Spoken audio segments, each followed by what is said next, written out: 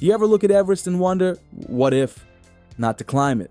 Not to stand on the summit with frostbitten fingers and an oxygen mask, but to walk to its doorstep, to stand where legends begin, to feel small in the best possible way. That place is Everest Base Camp. It's not just a rock with a sign and some flags. It's a journey. A 130-kilometer pilgrimage through roaring rivers, ancient monasteries, and the thin air of the Khumbu Valley. A place where every step rewrites what you thought was possible. But here's the thing. Most people dream about it and never go. They think it's too dangerous, too remote, too extreme. But the truth is, if you're willing to walk and you're willing to prepare, you can do this. So in this video, I'll show you exactly what it takes. Not the Instagram version, the real version. The pain, the peace, the yak traffic jams, and the once-in-a-lifetime sunrises. You'll get the daily breakdown, the truth about altitude, the gear you actually need, and the mindset that will get you to the end. Because this isn't just a hike. It's a story you'll tell for the rest of your life. Let's begin. Exactly where the journey starts. The chaos of Kathmandu, the clamor of street vendors, the distant hum of propellers, and that moment where your heart whispers, this is really happening. The daily trekking journey. It all begins not with mountains, but with the chaos of Kathmandu. Day one, you're landing in a city that feels like it's held together by temple bells, motorbike horns, and the occasional sacred cow blocking traffic. It's noisy, colorful, overwhelming, and exactly what your senses need to snap into adventure mode. By day two, you're sipping masala tea in Tamil, a neighborhood that sells everything from prayer flags to fake North Face jackets. The smells of incense and diesel somehow coexist. And somewhere between the honking and haggling, you realize you're about to walk to the foot of the world's tallest mountain. Day three is your cultural deep dive. Ancient temples, swirling prayer wheels, and that feeling of something older than time watching over you. You'll see the monkey temple, probably get photobombed by an actual monkey and start to understand that Nepal isn't just a country, it's a feeling. Then comes day four, and suddenly you're flying into one of the most dangerous airports in the world, Lukla. It's a 500-meter runway carved into a mountain slope. And yes, your pilot might look 19 years old, but he's probably got more flight hours than your Uber driver has, kilometers. You land, slightly rattled, and then you walk. From Lukla to Phakding, it's only a few hours, but it's the first step of many. Day five hits harder. You cross roaring rivers on narrow suspension bridges and climb nearly 800 vertical meters to Namche Bazaar. It's brutal. It's breathtaking, literally. This is where most people feel their first headache and their first real doubt. But then you arrive in Namche, a colorful horseshoe-shaped town hugging the hillside, and boom, Wi-Fi, bakeries, and cappuccinos. Day six is rest day, and by rest, they mean a 400-meter hike to Everest View Hotel. But then you see it, Everest, just floating there in the distance. That's when your brain short-circuits a little, because now it's real. It's not just a name or a map, it's a mountain staring you down. And suddenly your legs don't feel so tired anymore. Day seven, you leave Namche and the trees start thinning. The trail snakes along cliffs with yawning drops to the Dudkosi River below. You arrive at Tengboche, home to the highest monastery in the region, and it feels like a scene from a Tibetan painting. Monks in maroon robes chant inside while Ama Dablam towers behind like a guardian watching over everything. Next stop, Deboche to Dingboche. It's day 8, and now the landscape opens up. Trees disappear, oxygen thins, and it starts to feel lunar. You're walking through windswept valleys with views of Island Peak and Makalu. It's quiet out here. People talk less, maybe because it's harder to breathe, or maybe because everyone's starting to look inward. Day 9 is another acclimatization day, this time hiking up to Nangkartshang Peak at 5,050 meters. The joke around here is, we climb higher to feel worse, so we can later climb higher and feel less worse. It works. You're short of breath, but when you turn around, you're eye level with giants. Ama Dablam, Teboche, even Makalu poking through the clouds. By day 10, you're pushing toward Labouche. This stretch is where the stories change tone. The Everest Memorial comes into view. Stone cairns, fluttering prayer flags, names of climbers who never came back. It's a beautiful and somber place, and everyone gets quiet walking through. It's a reminder that this trail is more than just adventure. It's sacred. Then it comes day 11, base camp day. You reach Gorak Shep first, a frozen, dusty outpost with a few lodges and zero Wi-Fi. After a quick bite, you press on. The trail is uneven, scattered with boulders, and threaded across a glacier. And finally you see it. Everest Base Camp. No finish line, no crowds, just a bunch of prayer flags and ice pinnacles. But you made it. It's cold, chaotic, and stunning. People cry. People take selfies. Some do both at the same time. And just when you think you've peaked, day 12 hands you Kala Patthar. You wake up in the dark, frozen toothpaste in your bag, and hike through bitter winds to catch sunrise. And there it is, Everest glowing gold, surrounded by Lhotse, Noptse, and Pumori. It's one of those views where nobody speaks because even your breath doesn't want to interrupt the moment. The rest is the return journey. Day 13, Pangboch. Day 14, Namche. Your legs are sore, your face is sunburned, but your heart, kind of full. Day 15, back to Lukla. You have your final dinner with the trekking team and someone makes a toast with warm Coke. Day 16, flight back to Kathmandu, if the weather lets you. If not, well, welcome to the Everest experience. You might get an extra day in the mountains whether you like it or not. And finally, day 17. You fly home, and suddenly you're back where the air is thick, the internet is fast, and your legs are still trying to understand what just happened. But part of you, still up there, walking between prayer flags, clouds, and stone. Altitude sickness and the real risks. You've probably seen photos of Everest Base Camp and thought, looks cold, but doable. What the pictures don't show is what's happening inside your body. The shortness of breath, the racing heart, the dull headache that turns into a drum beat if you climb too fast. Altitude sickness isn't rare on this trek, it's expected.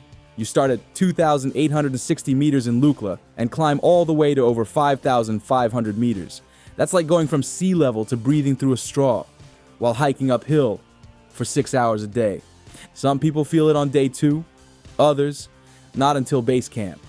But here's the kicker. It doesn't care how fit you are. One guy might run marathons and still get knocked down by a headache at 3,000 meters. Another person who's never stepped foot in a gym, they're fine. It's not fair. It's just the altitude playing roulette. And the symptoms? Headaches, dizziness, nausea, poor sleep, and a weird sense that your limbs are moving through syrup. Think hangover plus flu without the party. But it's not just discomfort. At its worst, it becomes acute mountain sickness. Your lungs can fill with fluid. Your brain can swell. It's rare, yes. But when it happens, it's serious. You don't walk it off. You go down immediately. There's a saying among trekkers, go up slow or go home fast. And there's truth in that. Acclimatization days aren't optional. They're survival days. And your guides know this. The best ones will spot altitude symptoms before you even say a word. So how do you avoid becoming the person sobbing into the Adal Bat at 4,900 meters? First, hydrate like it's your full-time job. 4 liters a day might sound insane, until you realize dehydration is altitude's best friend. Second, skip the booze. Yes, there's a bar in Namche. No, it's not worth it. Hangovers at altitude feel like you angered the gods. Next, climb high, sleep low. It's not just a catchy phrase, it's your safety net. That's why the trek includes acclimatization hikes. You go higher during the day, then descend to sleep. It's like flirting with the altitude, but not committing too early. And if you want to be extra safe, there's Diamox, a prescription med that helps you acclimate faster. But ask your doctor before popping altitude pills. And don't rely on it as a shortcut. Diamox won't carry your pack or give you motivation when the air gets thin. And yes, if things go bad, there's always the helicopter. But don't romanticize that. Helicopter rescues in Nepal are loud, cold, and cost around $6,000. It's not exactly the scenic route. That's why your insurance must cover trekking above 5,000 meters and include air evacuation. Not all policies do. The truth is, most people make it to base camp and back just fine. Tired, sore, maybe smelly, but healthy. But that's because they listened to their bodies, stayed humble, and respected the mountain. Everest might not be trying to kill you like its summit route does, but it definitely doesn't care if you skip water and sprint uphill. And if you ever feel like pushing on just to not let the group down, remember this. Your Sherpa would rather turn around with you than carry you out. Training and mental preparation. You don't need to be an athlete to reach Everest Base Camp. But let's be honest. You do need to be more prepared than that one guy who showed up in jeans and AirPods asking where the Wi-Fi was. True story. The trek demands stamina, not speed. You'll be hiking 5 to 8 hours a day, often uphill, with 10 kilos on your back and half the oxygen you're used to. So, how do you prepare? You train for it. Not with a 6-month Himalayan boot camp, just a consistent effort. Start walking, long distances, uphill, with a backpack. If you can do a 5 to 6 hour hike with elevation gain and minimal breaks, you're on the right track. Can't find hills near you? Stairmaster, treadmill incline, or just laps in a parking garage. Whatever gets your legs burning. And don't forget strength. Lunges, squats, core work. Your knees and lower back will thank you at 4,000 meters when every step feels like you're wearing invisible ankle weights. You don't have to go full Rocky montage and just build endurance over time. As one guide put it, some people train their legs for months, others just train their credit cards. And sure, you can hire a porter, but your lungs? Your lungs are carrying you either way. But let's not forget the muscle no gym machine can build. Your mind. Mental strength is what gets you through day 9 when your body's tired, your face is windburned, and the tea house toilet is a hole in the ground with a view. It's what helps you laugh when your water bottle freezes inside your sleeping bag. It's what keeps you walking when you haven't showered in days and you start to suspect even the yaks are judging you. The best trekkers aren't always the fittest. They're the most adaptable. The ones who can go with the flow when weather delays a flight, or when the itinerary changes, or when the only food option is lentils. Again. And speaking of food, eat. Eat more than you think you need. Eat even when you're not hungry. Altitude suppresses appetite, but burning 4,000 plus calories a day without fuel is like trying to summit a mountain in flip-flops. Another underrated skill? Positivity. The kind of cheerfulness that survives a leaking tent or a 3 a.m. wake-up call for Kala Patthar. That's the secret weapon of the mentally prepared. They find the joy in the hardship. They turn misery into stories. Because in the end, base camp is a goal, but it's not the reward. The real win is every step you took to get there, every breath you earned, and every moment you pushed on when everything told you to stop. Section 4. What to pack. Let's start with the basics. Pack light, but pack smart. On the trail to Everest Base Camp, every gram feels heavier by the hour. That fancy third jacket you thought you might wear, it becomes dead weight at 4,000 meters. Your golden rule? Layers. Think onion. Thin thermals close to the skin, fleece or soft shell in the middle, and a windproof down jacket on top. That combo will get you through everything from sunny mornings in Namche to snow flurries near La Bouche. Next, boots. Good boots. Worn in, waterproof, ankle-supporting legends that have seen a trail or two before this one. New boots on this trek? That's not brave, that's blister roulette. And spoiler alert, you're not gonna win. Sleeping gear matters too. Tea house rooms are unheated, and nighttime at 5,000 meters feels like sleeping in a freezer that whispers, you should have packed better. Bring a 4-season sleeping bag rated to minus 20 degrees Celsius, plus a liner if you want that extra warmth. Or just something that doesn't smell like yak butter by day 4. Now here's something most people forget. A headlamp. Essential for those pre-dawn climbs and midnight bathroom runs where one wrong step could send you bonding with a yak in the dark. Romantic? Not exactly. Let's talk about the small stuff, because it's often the things that fit in your palm that make or break your sanity on this trek. Start with wet wipes. Glorious, underrated, life-saving wet wipes. Showers are a rare luxury above Namche, and trust me, you'll learn the fine art of a full-body wipe down using nothing but determination and a packet of biodegradable cloth. It's not glamorous, but it's effective. And your tent mate will silently thank you. Sunscreen and lip balm with SPF are must-haves. The sun at high altitude doesn't play around. It burns through cloud cover, reflects off snow, and peels noses faster than a bad breakup. Polarized sunglasses? Equally crucial unless you enjoy snow blindness as a souvenir. Then there's your tech. Power bank, universal plug adapter, and charging cables. Electricity is limited in tea houses, and you'll often need to pay to charge devices. Want to make friends quickly? Be the person with extra battery. You'll be more popular than hot tea at minus 10. And here's a pro tip you won't find on packing lists. Bring a metal water bottle you can fill with boiling water at night. Tuck it in your sleeping bag, and voila, instant mountain hot water bottle. It's the kind of warmth that brings actual tears of joy. Last but not least, pack humility. The mountain doesn't care how new your gear is or how many Instagram followers you have. Out here, practicality beats style every time. The trail rewards those who prepare and forgives those who can laugh when they forget toilet paper. Insurance and rescue. Here's the thing about Everest Base Camp. It's not just remote. It's remote with altitude, yaks, and zero roads. If something goes wrong, you're not hopping in a car. You're flying out by helicopter. And those scenic emergency flights, they come with a $6,000 price tag. That's why insurance isn't optional. It's oxygen for your wallet. And no, your regular travel policy probably doesn't cover trekking above 4,000 meters, let alone 5,545. You need coverage for high-altitude trekking and emergency air evacuation. Anything less, and you're gambling with your bank account. The good news? Companies like True Traveler offer insurance specifically designed for this. Helicopter rescue, medical coverage, even lost baggage.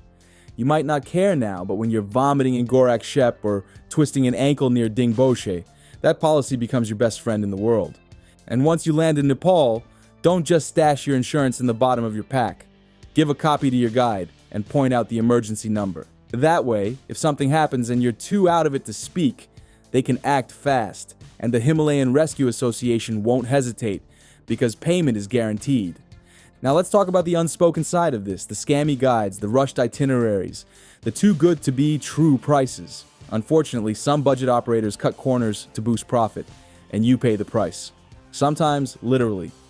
There have been real cases where trekkers were taken up too fast, got altitude sick, and surprise, the company had a preferred helicopter ready to rescue them and earn a reward. That's not adventure.